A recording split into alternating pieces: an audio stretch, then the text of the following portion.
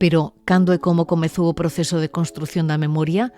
A que resistencias se enfrontaron os que traballaron para rematar co silencio e loitar contra a amnesia colectiva? A doutora en Historia Iria Morgade indagou sobre estas cuestións na súa tese Sen rancor nin esquecemento, as accións da memoria traumática na transición en Galicia. Iria, benvida de novo á Ferida Berta no 36. Hola, grazas polo convite. Grazas a ti por estar aquí. Un traballo, Iria, que se enmarca nun período moi concreto, non? Nese período que vai do 76 ao 86, en no que demostras que, malia ser un período moi convulso, inestable, incluso violento, houbo tamén memoria e movilización, non? Polas vítimas do franquismo. Sí, cando comecei con esta investigación, non, pois algo que era casi omnipresente era falar transición como un espazo no que a memoria non estivera presente, non, na que a sociedade decidira pois mirar cara ao futuro e esquecer o pasado, ou tamén frases como que a sociedade naquele momento non estaba preparada para afrontar esa mirada a ese pasado, non? Era algo bastante común, non? De feito, pois na historiografía durante moito tempo pois foi unha lectura dominante do período da transición. Por iso realmente sorprende, non? E sorprendeu o traballo que como a min, fan tamén outros investigadores de outras zonas do Estado, descubrindo que esta lectura está moi longe da realidade, de que realmente aconteceu, non? Podemos falar, non, de que existiron persoas, existiron colectivos que sí que tiñan deseso de construir memoria, de recordar o que acontecera, non? E de sacar a verdade a luz e o colectivo, non? Por primeira vez, non? Cando por primeira vez existían certos espazos colectivos nos que se podía, se tiñan certas garantías de liberdade, non? Entón, na tese, non, ao resultado da tese deu que no período entre o 1976 e 1986, é dicir, os primeiros 10 anos tras a morte do ditador Francisco Franco, pudemos contabilizar máis de 300 accións de memoria, accións que tiveron que ver con ese construir memoria, levar o pasado ao espazo público, o espazo colectivo. Accións que foron evolucionando, non? Que tomaron distintas formas. Sí, un pouco puidemos detectar certas fases diferenciais, non? Nun primeiro momento, estamos falando de anos nos que houve moitos e moi importantes cambios, non, na sociedade e no sistema político. Entón, o principio, non, eses primeiros anos tras a morte do ditador foi un momento no que o que protagonizou ese proceso memorialista foron as familias e foi a sociedade civil, non? En accións nos que se levaba unha do que tivera que ser privada e clandestina durante 40 anos o colectivo, non? Polo tanto, neses primeiros anos, non, falamos dun ciclo de homenaxes, referíndonos, pois, ao mesmo tempo que en xeral se desenvolvía un ciclo de acción colectiva, non, cos movementos sociais e políticos como protagonistas, non, destacados na rúa, tamén algo, por certo, bastante esquecido, máis que esquecido, non, pouco tratado normalmente cando se fala e cando todos entendemos o que foi a transición, non, no que ao final sempre se falan pois de certas figuras políticas, non? Nese espazo, non, de acción colectiva, pois se poden marcar tamén a acción desas persoas, deses colectivos, deses familiares que decidiron levar a memoria dos asasinados o espazo colectivo, non? Con homenaxes que normalmente se desenvolvían nos lugares de violencia, tanto en fosas comuns, cemiterios, espazos onde se arroxaban os corpos, non? Entón, neses primeiros anos, alrededor de entre o 76 e o 78, se desenvolve un verdadeiro boom de homenaxes deste tipo en Galicia, non? Coas primeiras homenaxes tamén a Bóveda en Pontevedra, non? Na homenaxe que sigue realizándose a día de hoxe, non?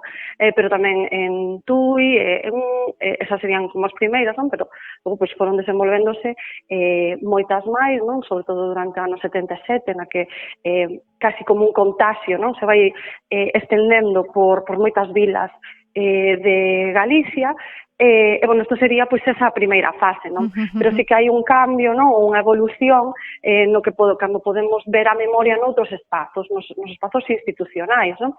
Algo que está moi relacionado coa chegada de persoas alleas á élite franquista ás institucións municipais, algo que se produce a primeira legislatura democrática nos concellos, no ano 79, en no que, bueno, esas persoas alleas á élite franquista, moitas delas tamén persoas que se movilizaron no antifranquismo, non? Pois empezan a desenvolver tamén accións dende estas institucións e que teñen que ver coa memoria, sobre todo, neste caso, a nivel de modificación da simboloxía, non? Que, bueno, ainda que pensamos que houve moitos símbolos, moitas rúas, non? Que perduraron ata os anos 2000 e ainda a día de hoxe nos nosos espazos públicos, tamén é certo, e algo tamén bastante pouco visibilizado, ¿no? Que esas accións xa se comezaron a desenvolver aquí, nesta primeira legislatura, ¿no? Con Ferrol, por exemplo, cun caso paradigmático con 60 rúas modificadas, non? Con nomes, a maioría deles de golpistas ou de imaginario golpista. Aínda que si é certo que se tardou moitos anos en baixar a Franco do seu cabalo, non? Por exemplo, Ferrol, exacto, ¿no? sí. De feito, cando en Ferrol, cando se modificaron o Rueiro, non? Aínda se chamaba Ferrol del Caudillo. Aínda non se puidera cambiar, non?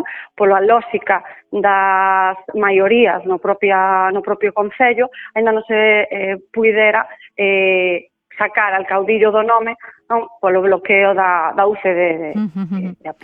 E que foron máis sensibles, as vilas ou as cidades a hora de empezar a suprimir esa simboloxía franquista neses anos nos que ti estás estudiando, neses anos da transición?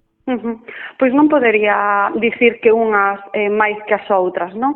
Realmente tamén hai que ter en conta que nas cidades vai haber máis simboloxía habitualmente, non? Máis rúas que teñan eses nomes, cando nas vilas, pois, ou mesmo nas vilas máis pequenas, pois eran unha ou dúas rúas as que tiñan esas apelativos. Por outro lado, bueno, pois falo de Ferrol con esas 60 rúas, pero tamén temos a Moaña ou a Soutomaior como exemplos de vilas pequenas que foron pioneiras na eliminación da simboloxía franquista dos seus espazos colectivos e incluso pois de homenaxe a vítimas, non?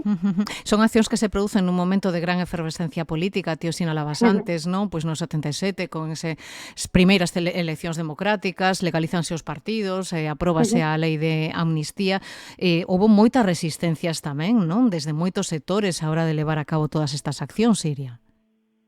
Sí, unhas resistencias que están moi relacionadas co que empezábamos a falar, non? Falábamos dun espazo temporal, non? A transición, no que pois se daba por feito que non existira todo isto do que estamos falando, non?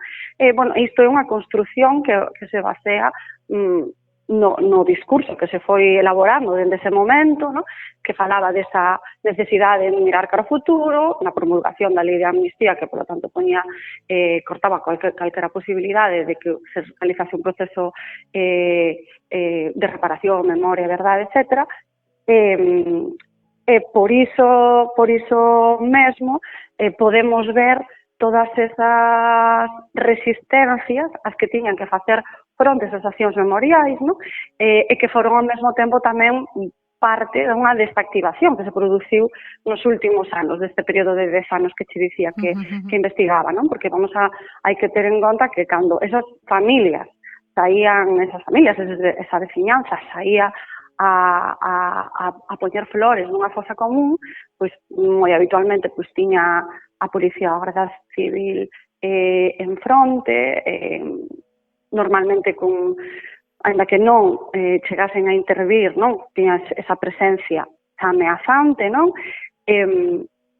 Podemos ver resistencias dentro dos concellos, este ademais é un ámbito para a historiadora moi interesante porque a través das actas municipais pois podemos ver os discursos dos concelleiros de UCD, AP normalmente, e algunhas outras candidaturas nas que se enarbolaban pois un discurso contrario a esas accións que normalmente, aínda que tamén podía haber exaltación ao franquismo, habitualmente se parapetaban na acusación, a xente que a eses actores que querían facer memoria de que os movía a vinganza, non? Os movía o afán de revancha, cuestións que coñecemos, non? Que seguiron no imaginario, non? Ata a día de hoxe, non? Considerar que facer memoria poñía en risco ese sistema democrático, podemos entender, non? A presión que supoñía para esas persoas, non? Non sei se en certo modo tamén incomodaba, non? A algúns gobernos, incluso de gobernos progresistas, estas temáticas, non? Sí, sobre todo isto podemos velo na investigación da que falamos, podemos velo a partir da segunda legislatura, que tamén vai a coincidir co proceso, bueno, no que o Partido Socialista chega ao goberno estatal, se consolida esa visión do propio PSOE de que é mellor pois isto deixalo a un lado, non? Algo que se constitúe, ¿no? Que podemos ver claramente na declaración que realiza o propio goberno no aniversario, nos 50 anos, no ano 86 precisamente, nos 50 anos do golpe, nos que fai unha verdadeira declaración de intencións, pois con toques bastante, pues, se non negacionistas, pois sí, de deixar totalmente a un lado as posibilidades de facer memoria ou pois, de conmemorar o pasado para as vítimas, non?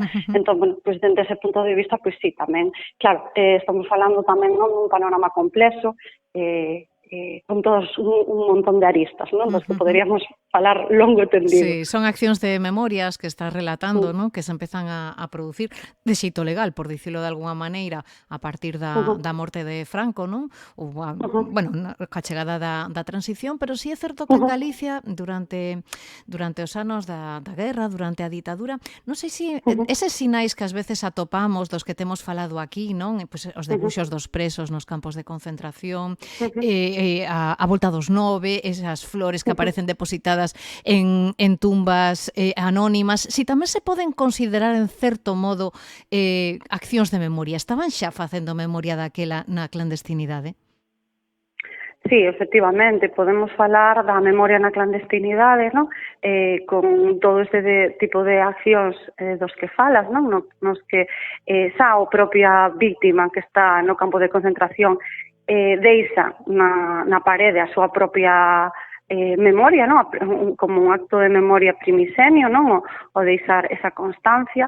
Falamos de todas as marcas que realiza a veciñanza en lugares de violencia, como a volta dos 9, como un caso pois moi peculiar, non? Porque realmente dos únicos no estado nos que podemos ver que esa marca se realice, bueno, que se realiza na terra, non? Pois é máis habitual, marcas máis estáticas, por así dicilo, non? Pero esa marca que constantemente se fai por esas mans anónimas é paradigmático, non? Dun proceso, non? No que ao final esas mans anónimas clandestinas o que fan é facer que eses lugares non deixen de ser lugares recordados, non? Lugares de memoria. Pasou na volta dos 9, pero pasou en centos de fosas comuns nas que se guindaban flores, non? No Día dos Defuntos, por exemplo, pois temos recopilado pois o caso do cemiterio de Sestás na Guarda, no que logo foi pois o gran monumento que se realizou aí no ano que se inaugurou no ano 86 os presos do campo, pero que xa na ditadura as persoas tiraban as flores e a propia dona da finca non permitiu nunca que se volvese a labrar nela, non? Como tamén símbolo de respeto de memoria. E como esas, pois temos constancia de moitas delas, non? A historiadora Ana Cabana pois tamén falou delas na súa propia investigación, relacionándoas con algo moi interesante, que tamén a resistencia, non? Facer este tipo de actos, non? Deste a memoria, precisamente nun espazo de negacionismo, non? No que se negaba o que había acontecido, pois facer memoria era tamén unha forma de resistirse e de rebelarse contra a propia ditadura, non?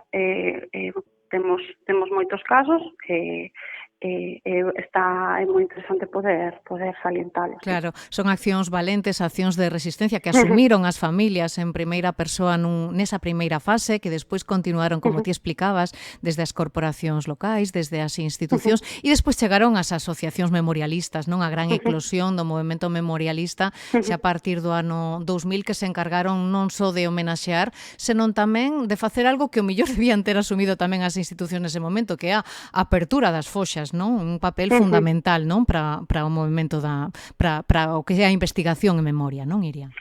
Exacto, sí. Sí que é certo que déxame puntualizar as primeiras asociacións memorialistas que se crearon en Galicia foron tamén nestes anos da transición. Chamelle tentativas, non? Porque realmente sí que non tiveron permanencia, pero sí que houbo intentos, non? Nese espazo, como falábamos, non? No que había moitos mecanismos que intentaban desincentivar que se realizasen, non? Pero temos o caso da Amical de Mauthausen, na que Mercedes Núñez Targa, non? Unha muller con unha historia de vida fascinantemente dura, non? Tamén despois de volver do exilio, é comandada pola Amical de Mauthausen, que é unha organización pois, de Cataluña, non?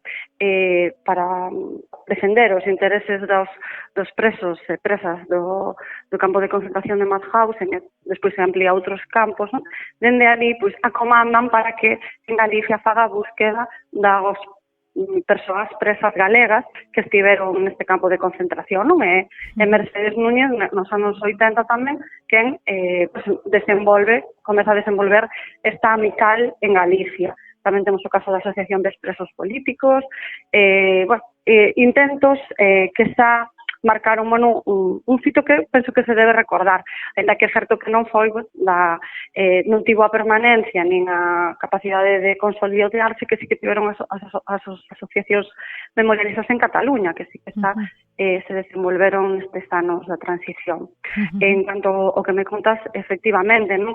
Nos anos 2000 pues, se comeza un novo ciclo, poderíamos dicilo, non? Ou se desenvolve, non? A partir dunha posición mediática sana moi diferente, non? Nos anos da transición, os medios de comunicación de masas tiveron unha posición pois bastante negativa con respecto á memoria, non? Aquí nos anos 2000 pois hai un cambio, non? Un cambio que fai tamén que ese contagio, non? Esa motivación se externa, non? Que podría ser unha das causas que podrían explicar, non? A expansión, non? Tremenda de asociacións nestes anos, non? Tamén comandados pola xeración dos netos, non? E que, bueno, que ponen ao final abrir as fosas, non? É un acto no que a memoria é visible da forma máis dura, non? Máis descarnada, non? Por así dicilo. E nese proceso de construción da memoria non nos podemos olvidar en ningún momento dos investigadores, dos historiadores, investigadoras e historiadoras que con moitas resistencias tamén tiveron que facer o seu traballo naqueles anos. Algúns acabaron incluso nos xulgados, non? Por intentar contar a verdade, non? Sí, o caso en Galicia, non? Un caso interesante, non é un historiador, pero sí foi unha persoa que intentou falar do acontecido precisamente en Tui, unha vila que nomeaba antes, non? Fixo unha reportaxe, o xornalista falou do xornalista Fernando Ramos, non? Fixo unha reportaxe que primeiramente se iba a publicar en Interviú, pero finalmente nun contexto no que Interviú estaba sendo tamén asediada pola reportaxe Os Rosón, non? Que foron tamén nese momento estaba sendo investido como presidente na preautonomía da Xunta de Galicia Antonio Rosón, e salía unha reportaxe na que se falaba de ele e da súa familia como verdugos, non? Esa reportaxe foi censurada e nese contexto esa reportaxe que iba a sair sobre TUI, pois tamén foi, finalmente non se realizou, non? E foi anos despois cando finalmente se publicou na hoja del lunes. Era unha reportaxe moi interesante porque tamén non foi habitual que nesas primeiras investigacións que se realizaban ou nas reportaxes que se realizaban en medios de comunicación normalmente alternativos, que se falase abertamente dos verdugos, non? Se podía falar das vítimas, pero era complicado atopar nomes de verdugos, non? Pois, nesta reportaxe sí que se fala de verdugos con nomes e apelidos, precisamente a familia dun dos verdugos, de Pablo Bugarín, de Tui, quen denuncia a este xornalista que ten que ir a xuízo, non? Por esta reportaxe. Algo que pues nos pon sobre a pista sobre esas resistencias as que falábamos, non? Que tiñan que facer fronte quenes poñían sobre a mesa a memoria do acontecido, sobre todo esas resistencias foron máis duras cando o que se trasladaba era pois a verdade máis abertamente, non? Se nomeaban os verdugos algo que era pois unha liña vermella, pois a resposta ia ser pois máis forte, non? E na actualidade, cales son as resistencias e cales son os desafíos dos que vos dedicades á historia, á investigación en memoria e tamén das asociacións memorialistas? Cales crees que son os grandes retos, a asignatura pendente neste momento? É unha pregunta complexa de responder. Penso que hai moitos, non? Creo que cada unha das persoas que investigase pois podería falar dunhas ou doutras. Fundamental